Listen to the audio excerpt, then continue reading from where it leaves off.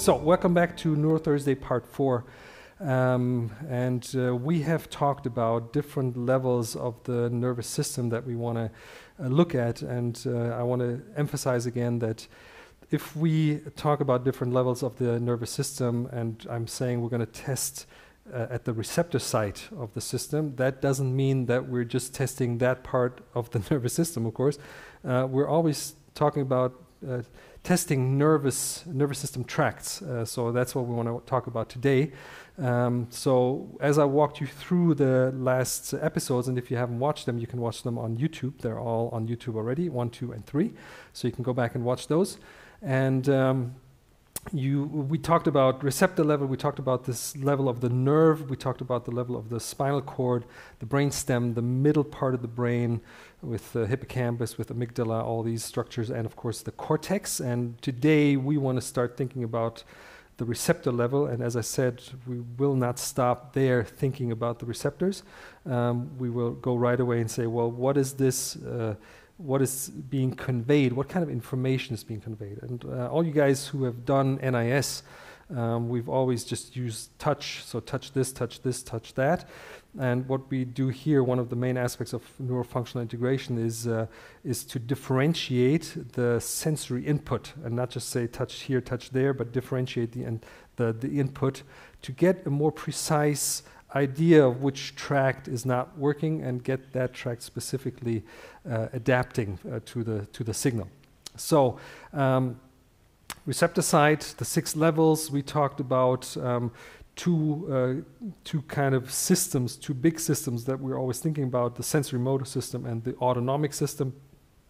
And I said that I believe that a lot of dysfunction is actually autonomic, and the symptom can be sensory motor. So somebody comes in, says, I have a knee pain, I test him, he has a problem with his proprioception or with his proprioceptive system, but the solution to that problem is an autonomic issue. So that happens quite a lot. I would say more than the other way around. Okay, so very often we start with proprioception or sensory motor, and very often we end up with the autonomic system.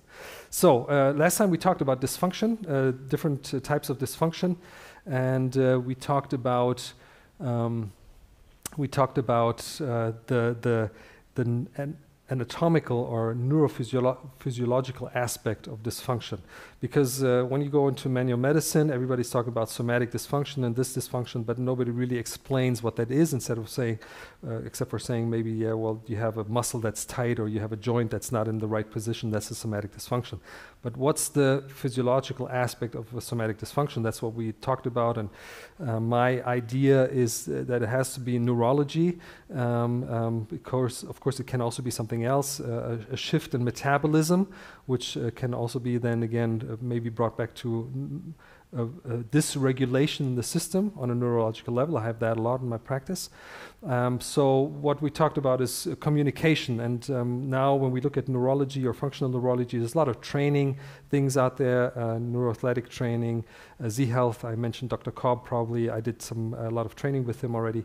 That's really good stuff if you want to get the neuroplasticity going, and if you see that a system just needs to be trained, because that can be, if I have a system that's not well trained, I can't just switch it on by putting some information in there. I maybe have to enhance its performance by training it. So that's a very helpful aspect, and we're going to be talking about that kind of neurological training. And but what we're talking here is probably more functional connectivity. That's like the second term in neurophysiology. What does that mean? So we have a network, or we have different parts of the brain and the body not communicating well, not because there's not enough neuron power. It's not that I need neuroplastic change. It's because the electrical connectivity is not working correctly. So it's like now I don't know the English word for that, Wackelkontakt. So you have like a light bulb and it's flickering because the contact is not good.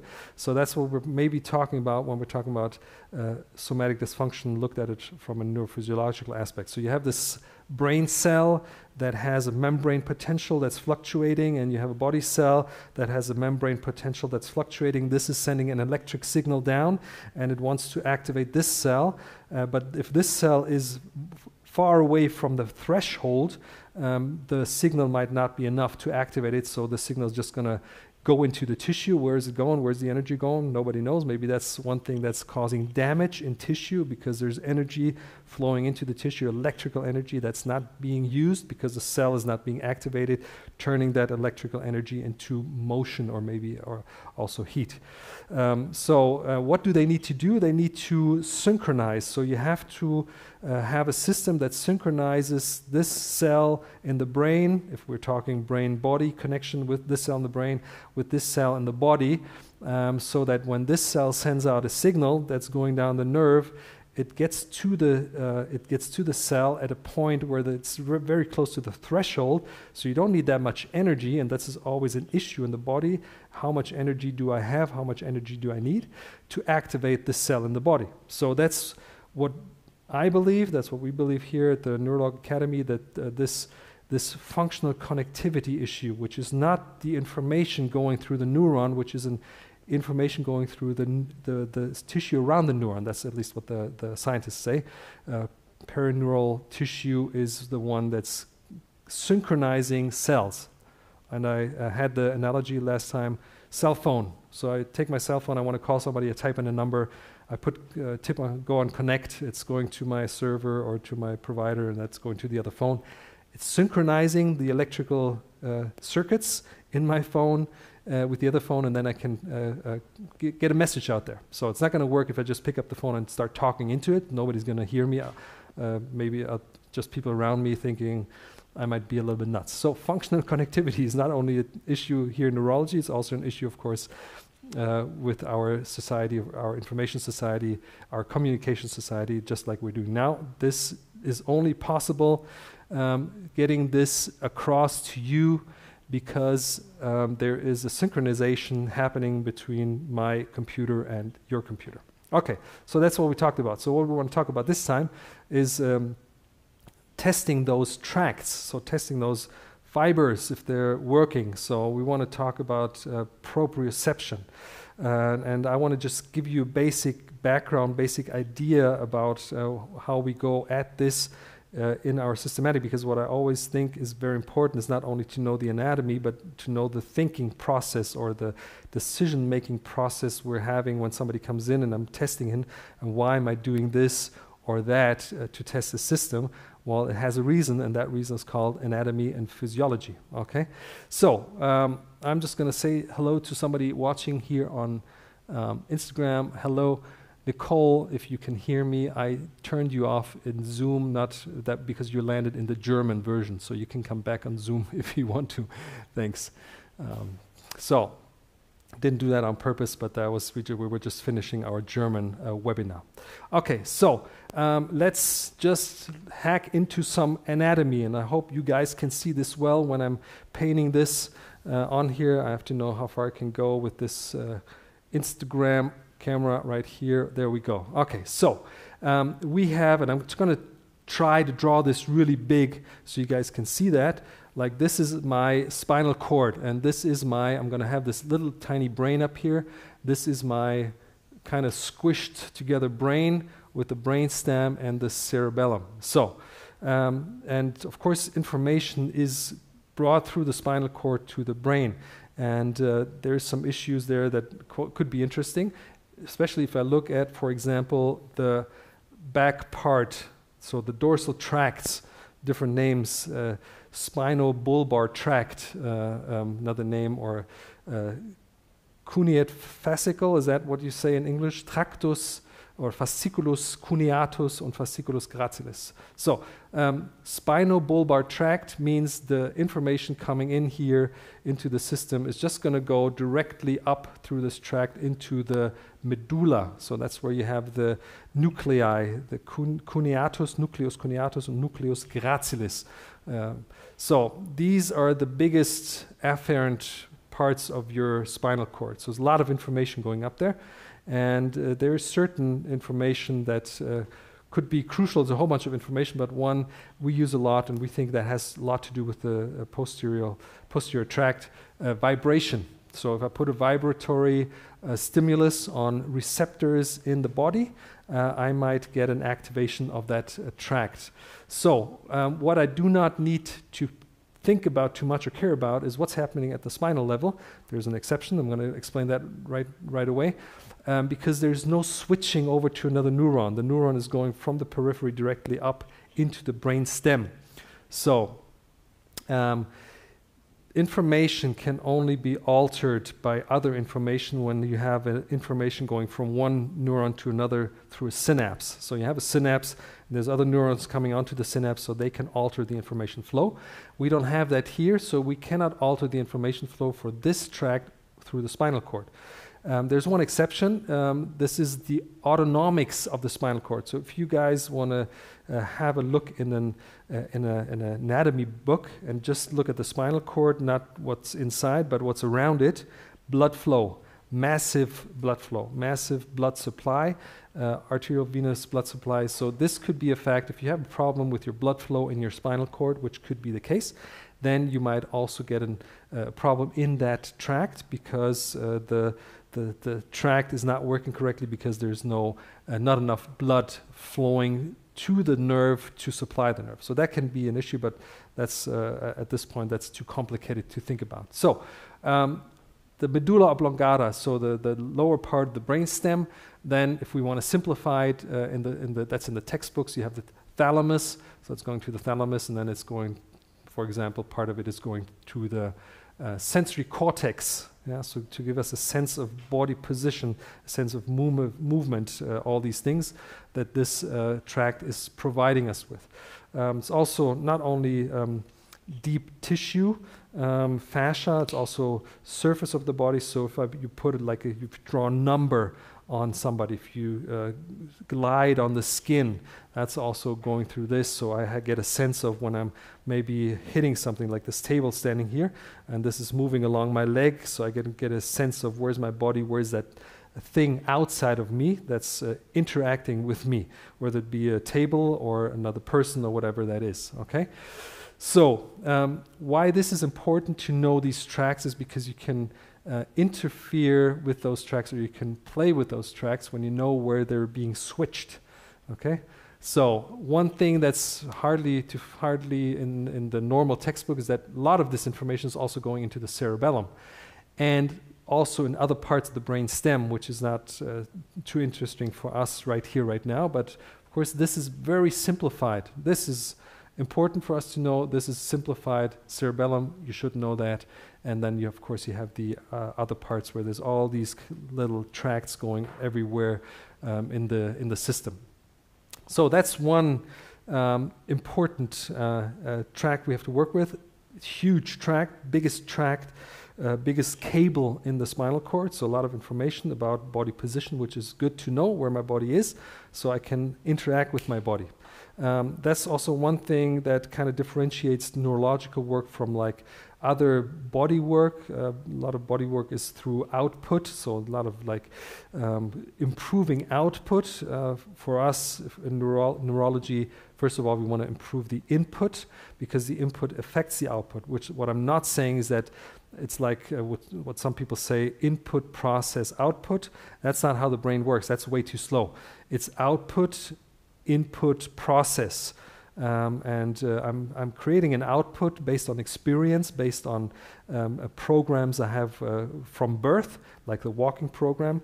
I'm creating an output, and then I'm correcting the output through the feedback, through the input. So it's not input, process, output. It's output, input, process. So that's the way actually this thing works. Another important tract we are working with, and I'm going to draw these right here. This is, of course, not anatomically very correct, or it's 3 parts. So the 2 parts here in the back and the side is the cerebellar tract, and the parts in the front, that's the anterior spinothalamic tract. And we're just going to ignore this one right here because this has a lot to do with the surface of the body, the skin, like where do I hold this? Where does somebody touch me, or where does something touch me? So this is not so important in my view. These tracts are very important when we come to movement. So I'm just going to take a different color here, and I hope you guys can see that. And I'm going to simplify this. So this is coming into the dorsal root, and this is switched over. So there's actually two, and I'm not quite sure if I'm doing this absolutely correctly here, which part, the posterior or lateral one, and this is going up, and both of this is going then to the cerebellum. Okay, so this is going to the cerebellum. So it's going up on two sides of the spinal cord. That's what it's actually doing, and I don't guarantee that this is absolutely correct what I drew now. But what's the information coming in here? Complex movement, for example. And where is it coming from? It's coming from the spindles, and it's coming from the muscle spindles and from the tendons. So I think there's a misconception out there that most of the proprioception or most of the proprioceptive information is coming from the joints. Joints only turn on when the joint is at the limits. That's when the capsule and the ligaments of the joint turns on. It means we're at the end of the range of motion here.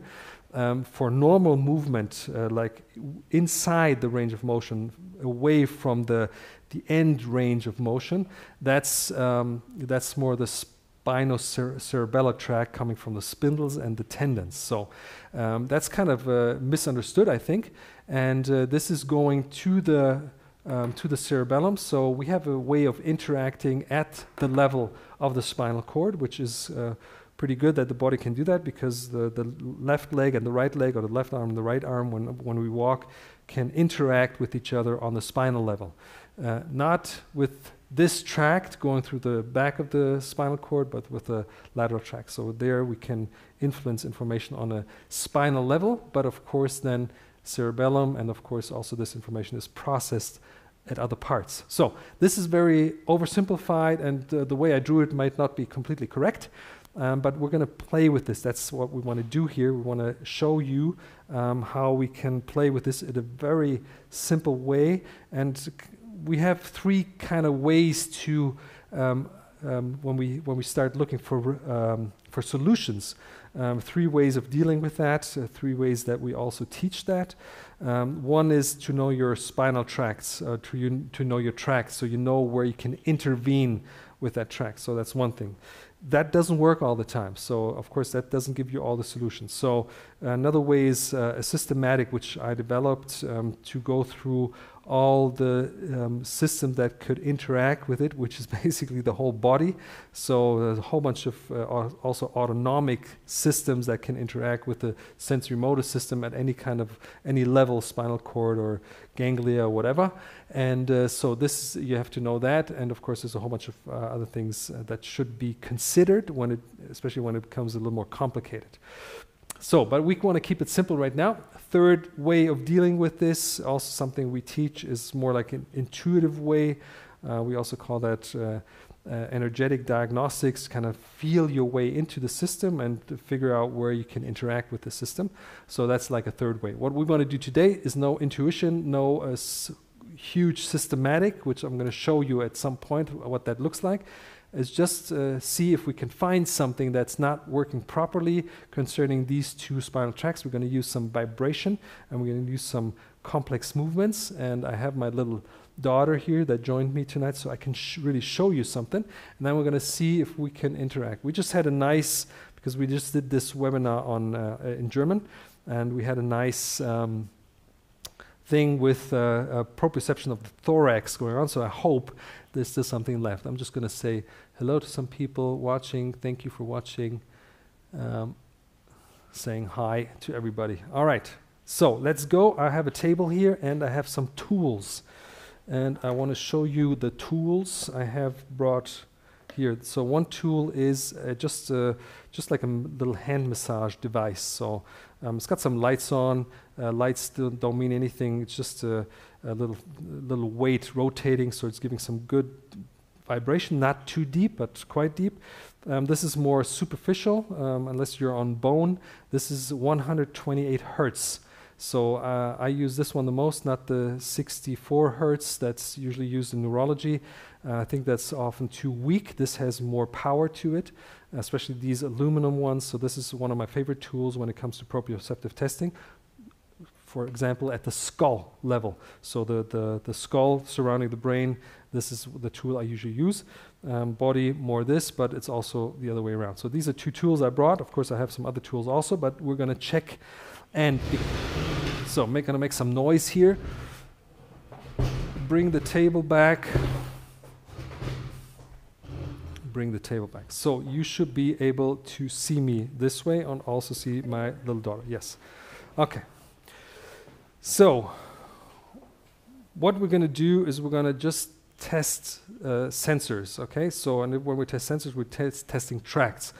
And when you work with NIS, for example, you just use touch here, touch there without differentiating. We're going to be very specific about this. First of all, we need some feedback. So now we have a sensory motor loop. This is what it's about. The brain wants to create output. The brain wants to move the body somewhere else to maybe find food or find somebody to reproduce with. So that's basic motivations of the brain to move, and the sensory feedback is telling the brain how well this movement went. So that's what this is about. So we can go into sensory motor loops. So we need some motor function. Of course, we can also look at somebody walking, but we're not going to do this here. We're just going to test some muscles. Okay, see if if my daughter is able to activate her muscle. So facilitate the muscle, yes. Is the system able to inhibit a muscle? So what you can do is you go on the muscle spindle and activate the spindle in the muscle and see if the muscle inhibits. That's what it should do. It's a physiological test already for the spinocerebellar tract. Very unspecific at the moment. I'm just getting myself an overview, see if all the extremities are able to activate and inhibit. So that's what we tested, and this is fine. So what I'm going to start with is just the 120 Hertz tuning fork. And since she doesn't have any issues right now where she says, oh, my hand is hurting or my neck is hurting or something like that, I'm just going to go around the body, because usually people have issues even if they don't feel issues, because the body's well able to compensate quite a bit. So just use the tuning fork, turn it on, go down like the arm, see if there's any feedback coming from the arm, and I'm just staying with the proximal joints for testing. Of course, everything can be more specific at some point, but right now we're just kind of scanning through the body. Okay, so what can happen is that if I go here, that there's a reaction somewhere else. Right now I'm just sticking with that part of the body that's kind of attached to where I'm going. So I'm just going to go down the body right here, test the leg. So there's nothing there. So I'm just going to go out down the other side of the leg, see if there's something showing up there. And I'm aware this is just the front side. Okay, so we don't have the dorsal roots, we don't have that included here. But I'm scanning. Scanning is always okay for just looking what's going on. Okay, so let's check the head. Okay, so we checked kind of the extremities, we checked the body. Of course, what I could do is check the spinal cord. Please sit with your legs here, down here. Thank you. Okay, so you can just also then test, just go down the spinal cord, just give some information. You can be very crude doing that at first, because there's a big overlap. So when you have a sensory afferent system, one nerve goes into 3 segments at least. So if I test maybe a spinal segment C5, this C5 is interacting with C4 and it's also interacting with C6. That's why you also have these referred pain issues, that a shoulder problem can refer the pain into the arm or the other way around, because there's a lot of interference between the segments. So you don't have to be very, very precise doing that. Okay, so let's lie here back down. Okay, now I'm just going to test the head. So what nerve do you have at the head? It's cranial nerve 5 in the face, sensory, but also in the cranium, of course. The dura, the sutures, all of that is innervated by cranial nerve 5, except for the back of the head, where you have the dura is innervated more by cranial nerve 10. Okay, so let's just see if something's happening when I give her some, and she's twitching there a little bit. Okay, so I'm on her sagittal sutures. So if you want to go for cranial testing, proprioceptive cranial testing, then you go to the sutures, because that's where you have the most innervation from the nerve, from the cranial nerve 5, trigeminal nerve coming from the inside. That's very concentrated in the sutures. Okay, so there's nothing happening here. Of course, this is like a very central suture. I'm going to test somewhere else. I'm going to test the legs, because that's a part of the head that quite a few people like to bump at some point in their life. They get up, hold very strong. Okay, so not much going on in that suture. So people sitting somewhere, leaving the closet door open or the kitchen drawer open, coming up, hitting their head. So that's quite common to hit your head up here, okay? So also in the front, so we can go to the coronal sutures. Okay, see if anything is happening here. No, there's nothing happening here. So we're still looking, scanning, and there's something going on. See if it's the coronal suture on that side. Hold very strong. Okay, so there's an inhibition of the left leg. So what am I thinking right now? This is the thinking process. I want to let you know. So this suture, the coronal suture, is in the motor part of the brain. So maybe not the motor cortex, but premotor cortex. So motor cortex would be a lot of information, not a lot, but some information going over here. For those who still think that all the information is going from one side to the brain to the other side of the body, that's absolutely wrong. It's only 10%. So if I'm moving my leg over here, it's only 10% of that information is going to that leg. The rest of the 90%, something like that, is going to this side to give me a stable stance on the right side. So that's not all just across. So this is taking care of moving the leg, and this is also taking care of standing stable on the other side. Okay, so this would be more like a problem of the efferent system going across. Okay, so it would be more the affection of the motor system that's crossing the body. Okay, so let's try. I'm not sure. I didn't do that yet. I'm using the suture on the right side, and I'm testing this part of the body, so there's no reaction here. So this shouldn't happen. Okay, if I do that on this side, and I use this leg, there's nothing happening here. So this is not physiological. When I give a vibratory impulse into the system here, that it's crossing. Okay, so now we have a little problem because our drawing does not work, because this is not where we are at. We're not at the level of the spinal cord. We're at the level of the brain stem already, because that's where the afference is coming in from the trigeminal nerve. So we have to do something about the brain stem. So proprioceptive input to the brain stem from the trigeminal nerve is quite complicated. If you think more proprioception, you think more upper brain stem. If you think more interoception, which is like more inside the mouth, it's more like lower brain stem. You have those three trigeminal nuclei, mesencephalic, pontine, and in the medulla going down in the spinal cord. So proprioceptive is more mesencephalon. So now this would be the first part where the system is switching the signal. So now I'm thinking, and I have to kind of draw this in here to complete that. So now I'm thinking more upper brain stem, mesencephalon. I'm just going to have that right here for coming from my trigeminal nerve, going into, and of course we're not here in the face, we're here up there somewhere over here. So not correct this picture I'm drawing, but it's going into the brain stem. So one idea could be is that this is not working correctly because the mesencephalon is not working correctly. It's not processing the information correctly. So what else do you have in the mesencephalon? You have gait pattern systems. You have systems to control the eyes. So it's cranial nerve 3 is in the mesencephalon. So we're just going to start playing around with that idea of anatomy and figure out how we can improve this system, how we can improve that. And I just want to say hello to everybody watching. So we're going to find something to improve the system. Okay, so like I said, mesencephalon, eyes, cranial nerve 3. If I use the eyes and I let somebody move the eyes back and forth, I'm going to be using 3 and 6. So that's not very mesencephalon-like.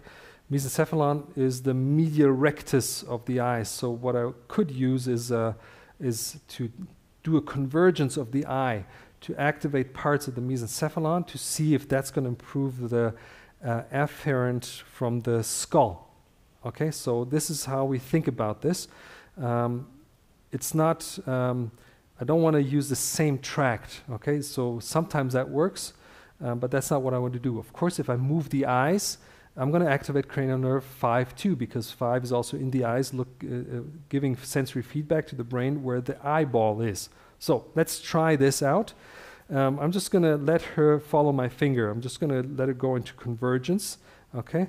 So go quite close to make it not so easy, okay?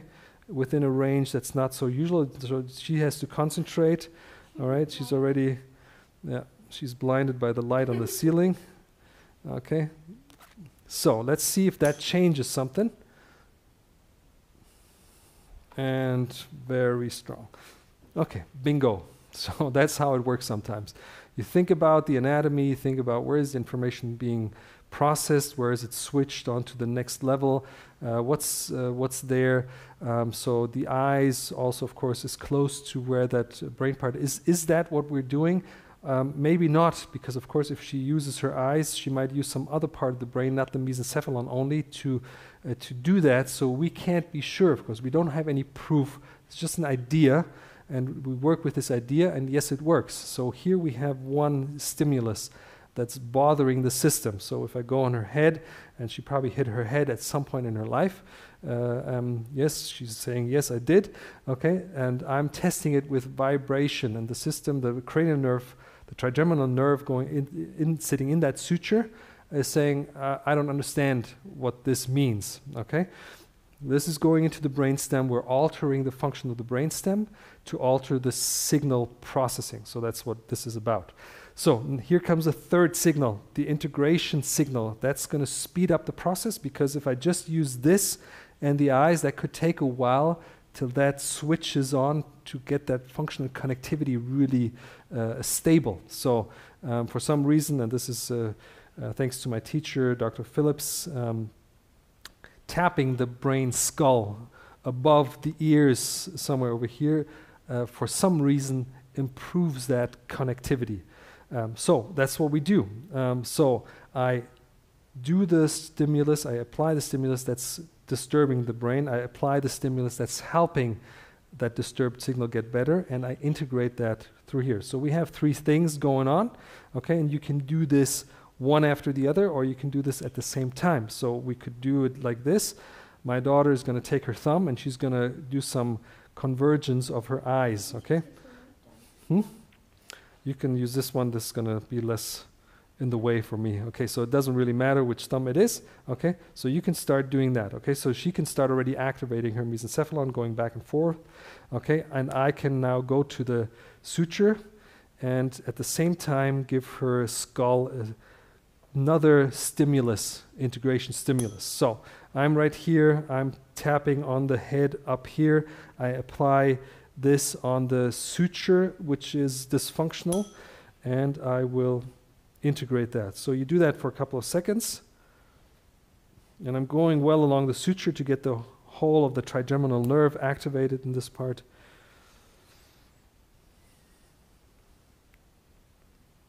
Okay, good.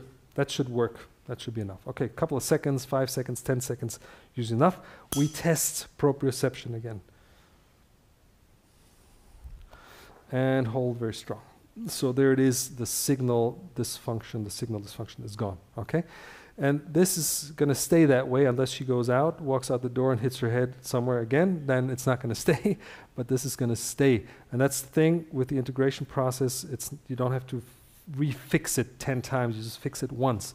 Like I don't have to go to my electrical cabinet to put in a fuse 10 times because it's out, unless the machine causing the fuse to blow out is still hooked onto the electrical system. If it's not hooked on anymore, I just have to put in the fuse once. Maybe that's an analogy that doesn't work for the brain, but I'm using this anyways, okay? So we did some proprioceptive search on the body. We did not find anything, but of course very gross search, very crude search. We found something on the head.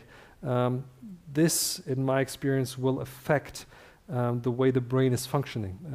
It could be that the patient is coming in with pain in the foot and the knee and the hip, in the lower back because the signaling process in the motor system is not working correctly, because the cranial nerve 5 is not only responsible for proprioception or sensory input to the brain from the skull or from the dura. It's also responsible for blood flow from the extrinsic vascular system. So the vascular system is sitting on the brain, affecting the cortical function. So that could be something, in my experience, is if you have a problem on your skull somewhere, you usually have a problem on with the brain area, at least with the superficial brain area. So whether it be in the back affecting the cerebellum or being more up here affecting motor systems. So that's what happens. Person could also come in with, of course, with a headache, or I had a patient who just came in. She had a pain in her eye, which there could be no reason found for that, for the pain in the eye, and it was actually a trigeminal problem, and it was I could find the trigeminal problem with this tool in the skull area in different sutures and integrate it the way we did. Of course, this is not going to work all the time the way we just did that now, but it's worth a shot. So if you know your anatomy, if you know your physiology, then you can already work with this, with what I just showed you in the past half hour. Okay, so I'm gonna say thank you for watching on Instagram, and everybody on Zoom, and everybody on Instagram can also join us on Zoom at some point of time if you want to. The link is on our website on the homepage in the green banner. We have the link. We're gonna mark that a little more obvious now, so you can find it, and then you can go into a discussion with us, because that's what we're gonna do now. I'm going to the laptop, and we're gonna do some answers and question time. Okay, thank you for watching.